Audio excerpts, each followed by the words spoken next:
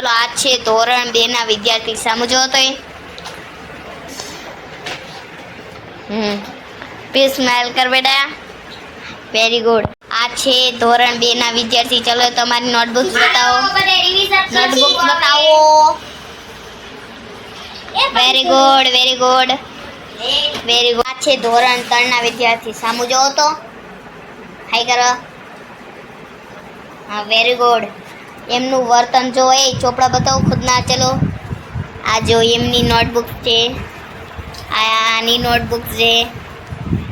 જો આ છે ભાઈ ધોરણના વિદ્યાર્થી, આ છે ધોરણ 2 ના વિદ્યાર્થી. તો કે આમની આવી જો નોટબુક છે, આમને પર્યાવરણ ચાલે છે.